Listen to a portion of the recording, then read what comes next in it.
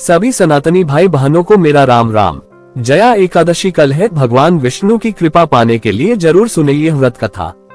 जो कोई भक्त जया एकादशी व्रत का पालन सच्ची श्रद्धा के साथ करता है, उसे पुण्य की प्राप्ति होती है।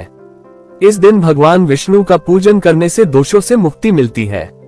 साथ ही इस दिन पूजा के दौरान जया एकादशी व्रत की कथा सुनने से सौभाग्य की प्राप्ति होती है।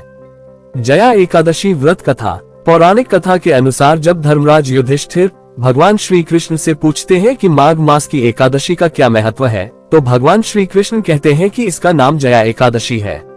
इस एकादशी पर व्रत करने से मनुष्य को भूत पिशाच की योनि का भय नहीं रह जाता है। इसी विषय में कथा सुनाते हुए भगवान कृष्ण कहते हैं कि एक बार नंदन वन में उत्सव चल रहा था। इस उत्सव में सभी देवतागण, सिद्ध संत और दिव्य पुरुष उपस्थित थे। इस उत्सव कार्यक्रम में गंधर्व गायन कर रहे थे एवं गंधर्व कन्याएं नृत्य कर रही थी। उसी समय नृत्यांगना पुष्पवती सभा में गायन कर रहे माल्यवान नाम के गंधर्व पर मोहित हो गई। अपने प्रबल आकर्षण के कारण वह सभा की मर्यादा को भूल गई और इस प्रकार नृत्य करने लगी कि माल्यवान उसकी ओर आकर्षित हो जाए।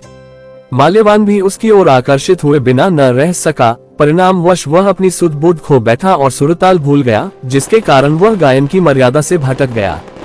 इन दोनों की इस अपकर्म से देवराज इंद्र को क्रोध आ गया।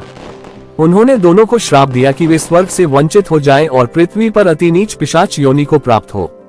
श्राप के प्रभाव से दोनों पिशाच बन गए और हिमालय पर्वत पर एक वृक्ष पर अत्यंत कष्ट भोगते हुए रहने लगे। एक दिन दोनों अत्यंत दुखी थे, जिसके चलते उन्होंने सिर्फ फलाहार किया और उसी रात्रि ठंड के कारण उन दोनों की मृत्यु हो गई। संयोग से उस दिन माघ शुक्ल पक्ष की एकादशी तिथि थी।